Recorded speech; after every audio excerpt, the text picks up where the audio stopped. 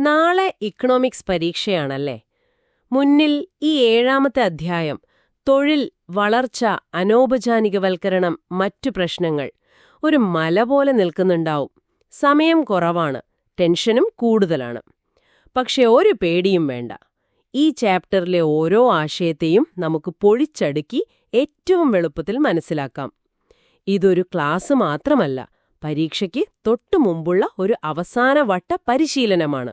അതെ, ഈ ചർച്ച കഴിയുമ്പോഴേക്കും ഈ അധ്യായത്തിലെ ഏറ്റവും പ്രധാനപ്പെട്ട ഭാഗങ്ങൾ നിങ്ങളുടെ വിരൽത്തുമ്പിലുണ്ടാകും. നമുക്ക് വെറുതെ നിർവചനങ്ങൾ കാണാതെ പഠിക്കുകയല്ല വേണ്ടത്. ഇന്ത്യയിലെ തൊഴിൽ മേഖലയുടെ യഥാർത്ഥ ചിത്രമെന്താണെന്ന് മനസ്സിലാക്കുകയാണ്. അപ്പോ പരീക്ഷയിലെ ഏത് ചോദ്യത്തിനും സ്വന്തം ഭാഷയിൽ ഉത്തരമെഴുതാൻ പറ്റും. നമുക്ക് ഏറ്റവും അടിസ്ഥാനപരമായ ചോദ്യത്തിൽ നിന്ന് തന്നെ തുടങ്ങാം. ശരി, അപ്പോ ആദ്യത്തെ ചോദ്യം, ആരാണ് ഒരു തൊഴിലാളി അല്ലെങ്കിൽ വർക്കർ? നമ്മൾ സാധാരണ ചിന്തിക്കുന്നത് ഒരു ഓഫീസിൽ പോയി മാസശമ്പളം വാങ്ങുന്ന ആളാണല്ലോ തൊഴിലാളി. പക്ഷേ ഈ അധ്യായം പറയുന്നത് അതല്ല, അല്ലേ? അതെ, ആ ധാരണയാണ് ആദ്യം മാറ്റേണ്ടത്.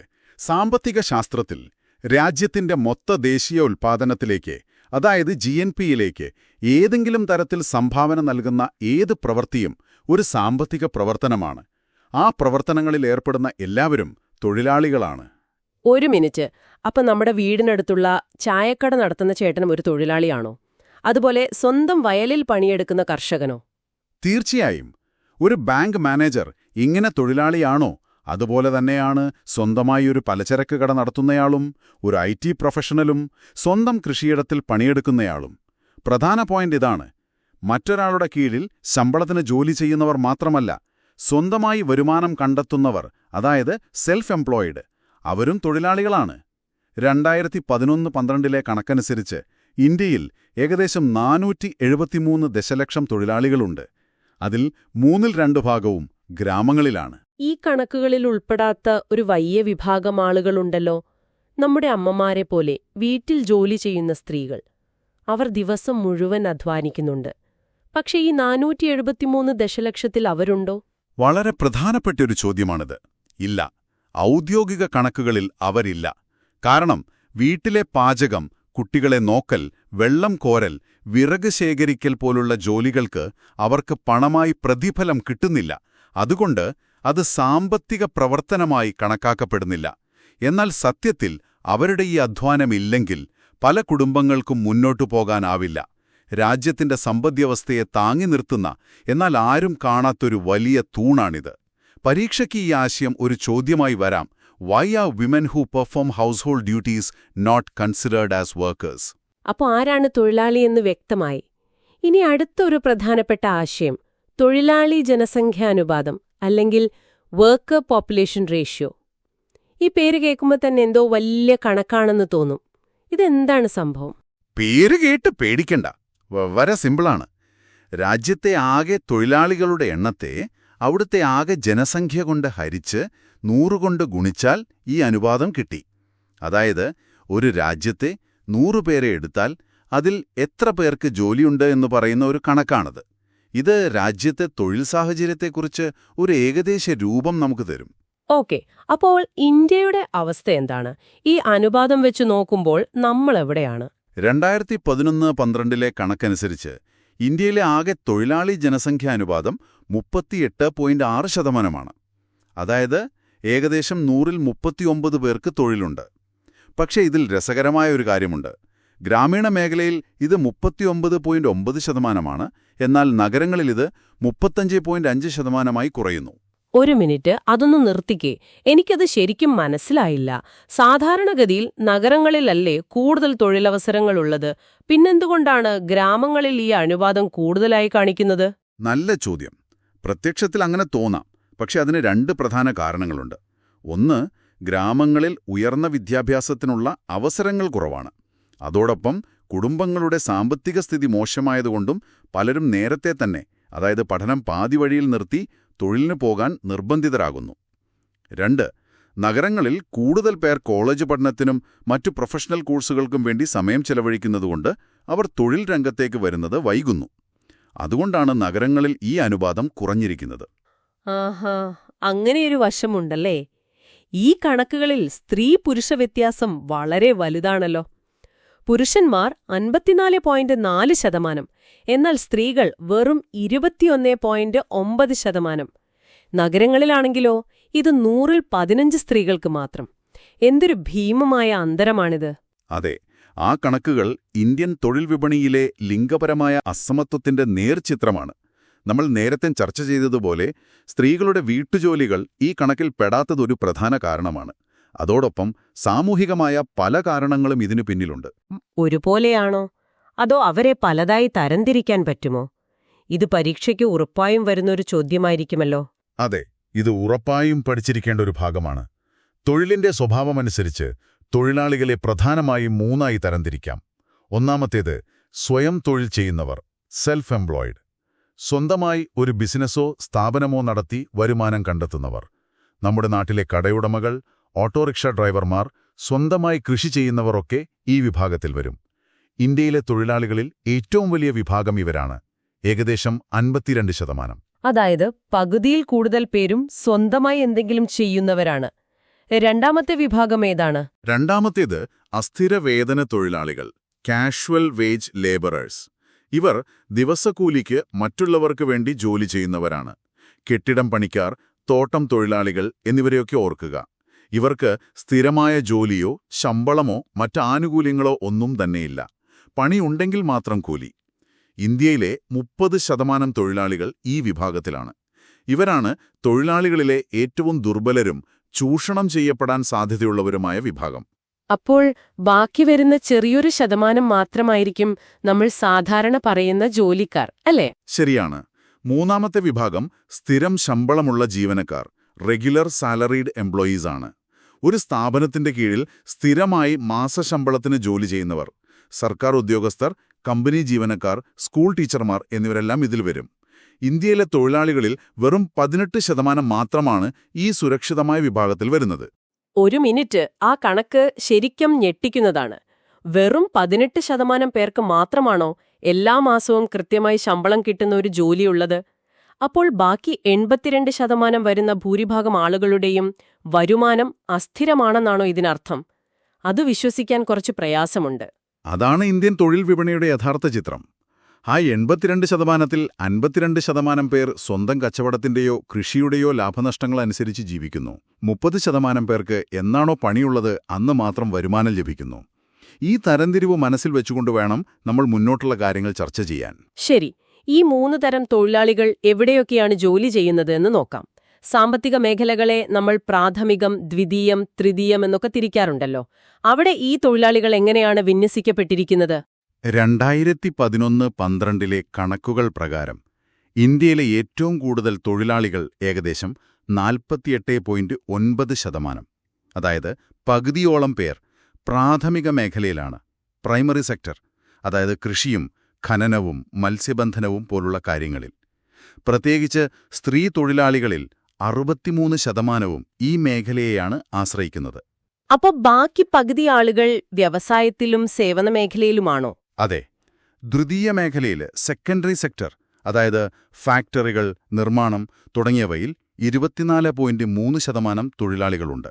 തൃതീയ അല്ലെങ്കിൽ സേവന മേഖല, ടേർഷ്യറി സർവീസ് സെക്ടർ, അതായത് കച്ചവടം, ഗതാഗതം, ബാങ്കിംഗ്, IT പോലുള്ള സേവനങ്ങളിൽ 26.8% തൊഴിലാളികളുണ്ട്. ഒരു കാര്യം ശ്രദ്ധിക്കുക, നഗരങ്ങളിലെ തൊഴിലാളികളിൽ ഏകദേശം 60% ഈ സേവന മേഖലയിലാണ് പ്രവർത്തിക്കുന്നത്. ഈ ഘടനയ്ക്ക് കാലക്രമേണ എന്തെങ്കിലും മാറ്റം വന്നിട്ടുണ്ടോ?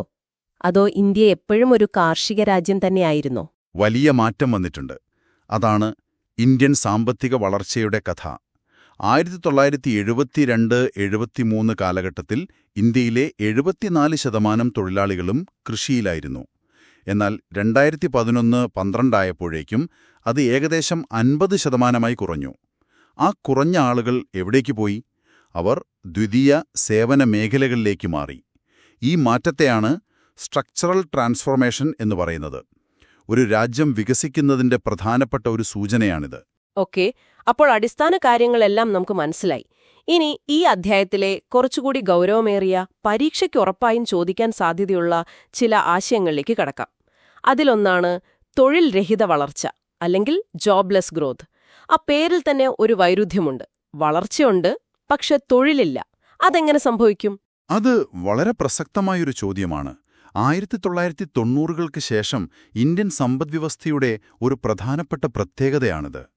രാജ്യത്തിന്റെ GDP അല്ലെങ്കിൽ മൊത്ത ആഭ്യന്തര ഉൽപ്പാദനം നല്ല രീതിയിൽ വളരുന്നു, പുതിയ ഫാക്ടറികളും കമ്പനികളും വരുന്നു, ഉൽപ്പാദനം കൂടുന്നു. പക്ഷേ ആ വളർച്ചയ്ക്ക് ആനുപാതികമായി പുതിയ തൊഴിലവസരങ്ങൾ ഉണ്ടാകുന്നില്ല. എന്തുകൊണ്ടാണ് അങ്ങനെ സംഭവിക്കുന്നത്? പ്രധാന കാരണം സാങ്കേതികവിദ്യയുടെ വളർച്ചയാണ്. മെഷീനുകളും കമ്പ്യൂട്ടറുകളും റോബോട്ടുകളും വരുന്നതോടെ കുറച്ച് ആളുകളെ ഉപയോഗിച്ച് കൂടുതൽ ഉൽപ്പാദനം നടത്താൻ സാധിക്കുന്നു. ഉദാഹരണത്തിന്, പണ്ട് 100 പേർ ചെയ്തിരുന്ന ഒരു കാർ നിർമ്മാണ ജോലി ഇന്ന് 10 പേർക്ക് ഒരു ഓട്ടോമേറ്റഡ് അസംബ്ലി ലൈനിന്റെ സഹായത്തോടെ ചെയ്യാൻ കഴിയും. അപ്പോൾ കമ്പനി വളർന്നു, ഉൽപ്പാദനം കൂടി, പക്ഷേ തൊഴിൽ മാത്രം കൂടിയില്ല. ഇതാണ് തൊഴിൽ രഹിത വളർച്ച. ഇത് ശരിക്കും ചിന്തിക്കേണ്ട ഒരു കാര്യമാണ്. ഇനി ഈ അധ്യായത്തിലെ ഏറ്റവും പ്രധാനപ്പെട്ട ആശയമെന്ന് പറയാവുന്ന ഒന്നിലേക്ക് കടക്കാം. തൊഴിൽ ശക്തിയുടെ അനൗപചാരികവൽക്കരണം, ഇൻഫോർമലൈസേഷൻ ഓഫ് വർക്ക് ഫോഴ്സ്. എന്താണ് ഈ ഔപചാരികവും അനൗപചാരികവും? ഇത് വളരെ ശ്രദ്ധിച്ച് മനസ്സിലാക്കേണ്ട ഒരു ഭാഗമാണ്. ഇന്ത്യയിലെ തൊഴിൽ മേഖലയെ നമുക്ക് രണ്ടായി തിരിക്കാം. ഔപചാരിക മേഖല, ഫോർമൽ ഓർഗനൈസ്ഡ് സെക്ടർ, പിന്നെ അനൗപചാരിക മേഖല, ഇൻഫോർമൽ അൺഓർഗനൈസ്ഡ് സെക്ടർ. എന്താണ് ഇവ തമ്മിലുള്ള പ്രധാന വ്യത്യാസം? ഔപചാരിക മേഖല എന്നാൽ സർക്കാർ സ്ഥാപനങ്ങളും 10-ൽ കൂടുതൽ തൊഴിലാളികളുള്ള സ്വകാര്യ സ്ഥാപനങ്ങളുമാണ്. ഇവിടെ ജോലി ചെയ്യുന്നവർക്ക് കൃത്യമായ നിയമപരിരക്ഷയുണ്ട്. അവർക്ക് പ്രോവിഡന്റ് ഫണ്ട്, പെൻഷൻ, ഇൻഷുറൻസ്, അസുഖം വന്നാൽ ശമ്പളത്തോടുകൂടിയ അവധി തുടങ്ങിയ സാമൂഹിക സുരക്ഷാ ആനുകൂല്യങ്ങൾ ലഭിക്കും. എന്നാൽ അനൗപചാരിക മേഖല അങ്ങനെയല്ല. നമ്മൾ നേരത്തെ പറഞ്ഞ കർഷകർ, ദിവസക്കൂലിക്കാർ, ചെറുകിട കച്ചവടക്കാർ, വീട്ടുജോലിക്കാർ, ഓട്ടോ ഡ്രൈവർമാർ എന്നിവരെല്ലാം ഇതിൽ വരും. ഇവർക്ക് തൊഴിൽ സുരക്ഷയോ മറ്റ് ആനുകൂല്യങ്ങളോ നിയമപരിരക്ഷയോ ഒന്നും തന്നെയില്ല. എപ്പോൾ വേണമെങ്കിലും ജോലി നഷ്ടപ്പെടാം. ശരി, നിർവചനം മനസ്സിലായി. ഇനി അസൽ ചോദ്യം. ഇന്ത്യയിലെ തൊഴിലാളികളിൽ എത്ര ശതമാനം വീതം ഈ ഓരോ മേഖലയിലുമുണ്ട്? ഒരു 50-50 ആയിരിക്കുമോ? ഇവിടെയാണ് നമ്മൾ ഇന്ത്യൻ യാഥാർത്ഥ്യത്തിന്റെ ഭീകരമായ ചിത്രം കാണുന്നത്. ഇന്ത്യയിലെ ആകെ തൊഴിലാളികളിൽ വെറും 6% മാത്രമാണ് ഔപചാരിക മേഖലയിലുള്ളത്. ഒരു മിനിറ്റ്, ഒന്നുകൂടി പറയാമോ? 6%? വെറും 6? അതെ, വെറും 6%. ബാക്കി വരുന്ന 94% പേരും അനൗപചാരിക മേഖലയിലാണ്. അത് വിശ്വസിക്കാനാവുന്നില്ല. ഒന്ന് ആലോചിച്ചു നോക്കൂ.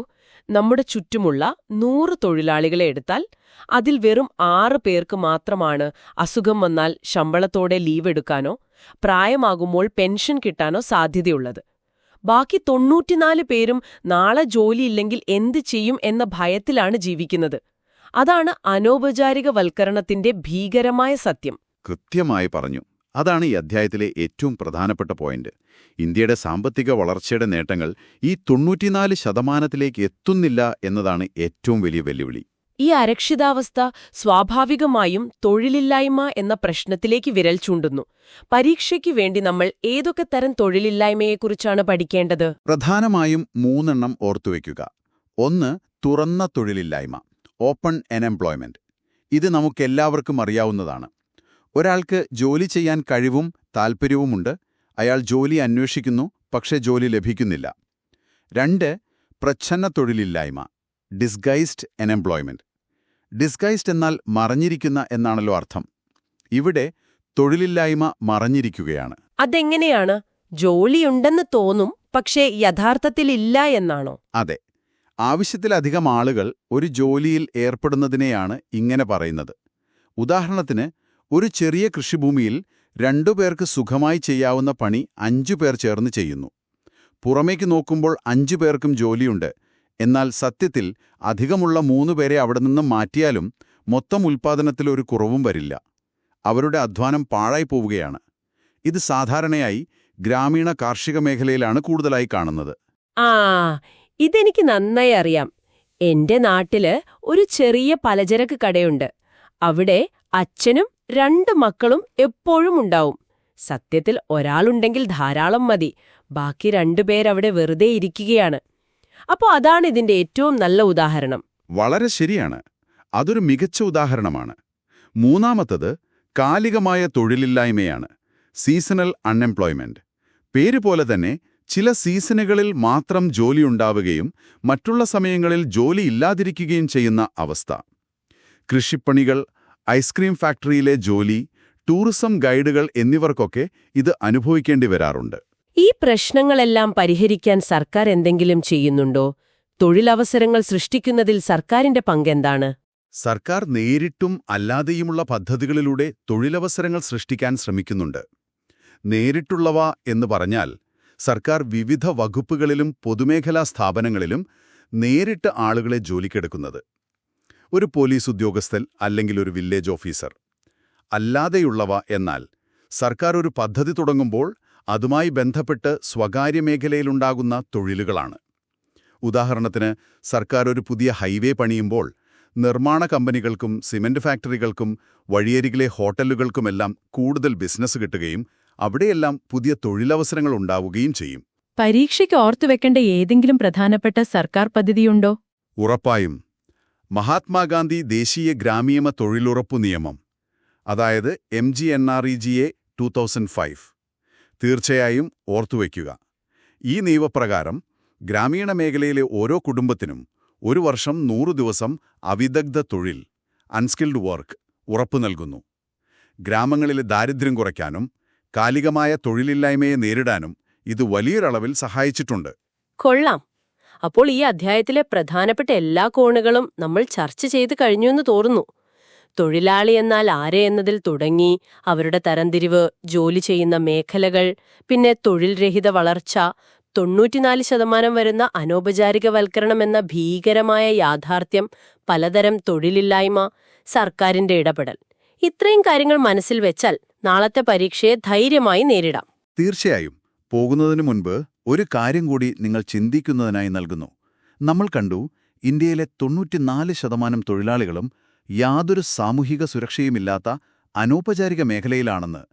ഇന്ന് നമ്മൾ കാണുന്ന സ്വിഗ്ഗി, ഊബർ, ആമസോൺ ഡെലിവറി പോലുള്ള പുതിയ ജോലികൾ, അതായത് ഗിഗ് ഇക്കോണമി, ഈ തൊഴിലാളികളെ ഏതു വിഭാഗത്തിൽപ്പെടുത്തും?